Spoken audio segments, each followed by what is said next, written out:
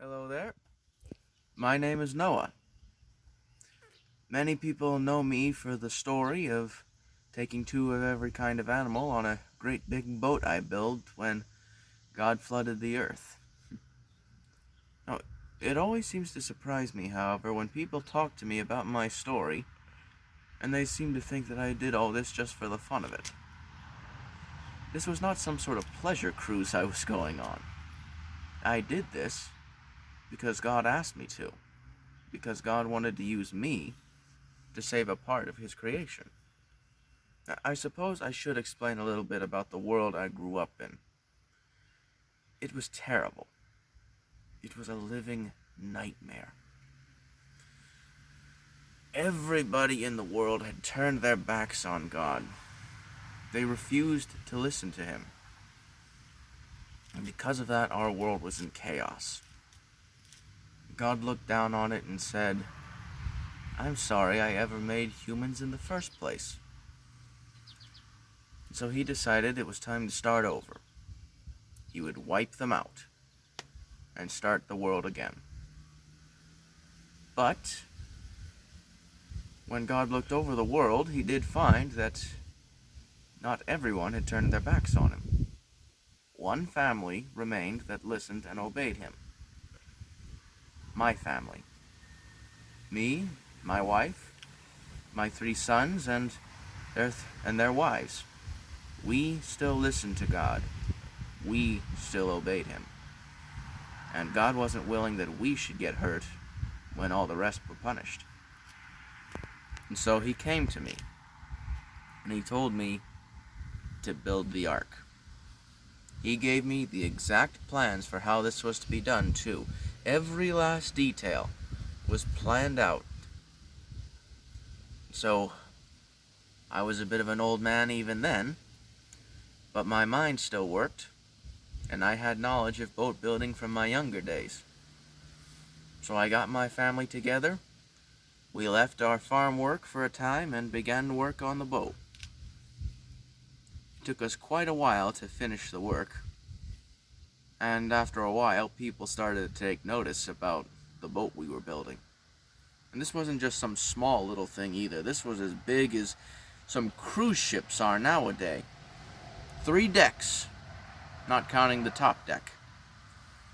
And there had to be space throughout the boat, not just for us, but for 2 of every kind of animal, 7 of every kind of farm animal. But as people noticed us building this boat, they asked questions about why we were doing it, especially considering the fact that this was in the middle of dry ground.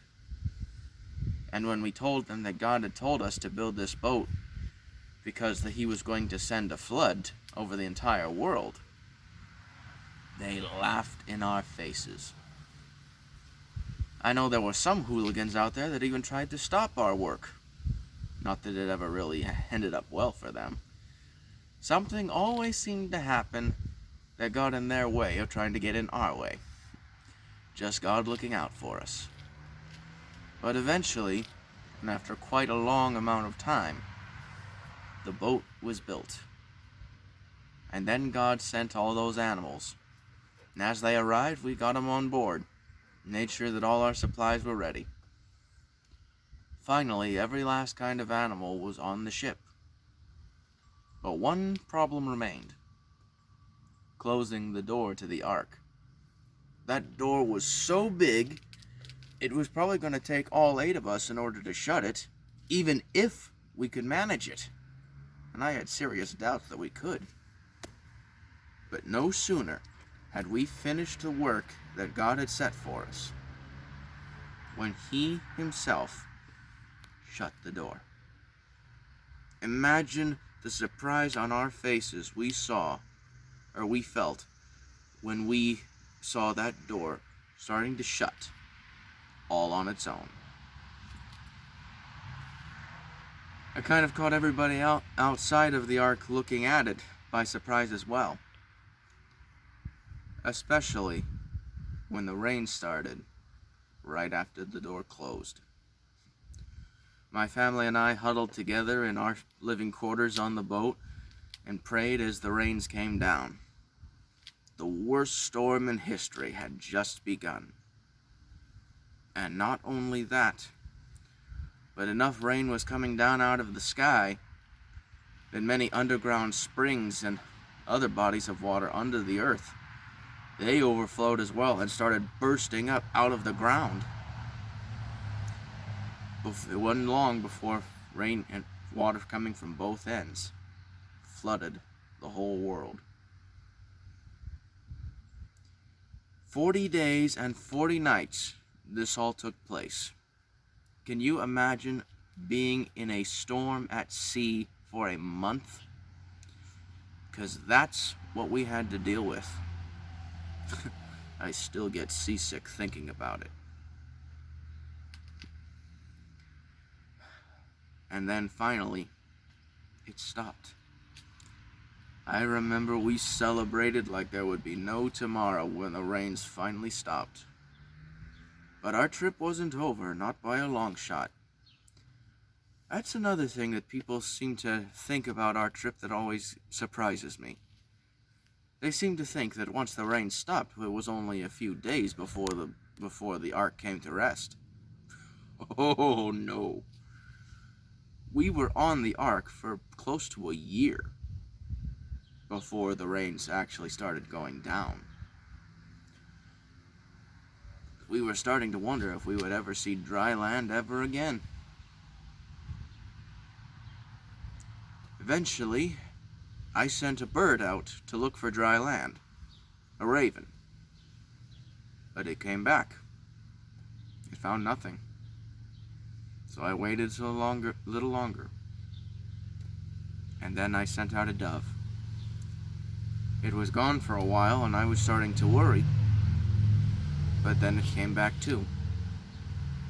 But when it came back, it had a fresh olive twig in its beak. The waters were going down. Not enough yet that it could find a place to start a nest, but far enough down that we could tell the land was coming back. So I waited a little while longer, and then I sent the dove out again. And this time it didn't return, because it had found a place to nest. It would be a little while after that before we eventually did come to rest on a mountain known as Ararat. And soon the flood waters were gone, and the earth was dry again. We and all the animals left and went to repopulate the earth. And to thank God, one of the farm animals that stayed with us was used as a sacrifice to thank him for saving us. And God was happy with us, and he gave us a sign to let us know that never again would he ever flood the earth. He gave us the rainbow. So if I were to say there's a lesson from my story, I'd say there are several, but I think the greatest is when you obey God, he looks out for you. The world we lived in was so terrible because everyone had turned their backs on God. So much so that God had to punish them for everything they'd done wrong. But my family and I, we weren't perfect, but we still listened to God. And so when everyone else was punished, we were saved. So I would say, kids, listen to God, for he will look out for you as long as you listen. When you don't listen to God, he'll allow whatever punishments you may need to be corrected to happen. But when you listen to him, he will look after you and help you make any corrections you may need.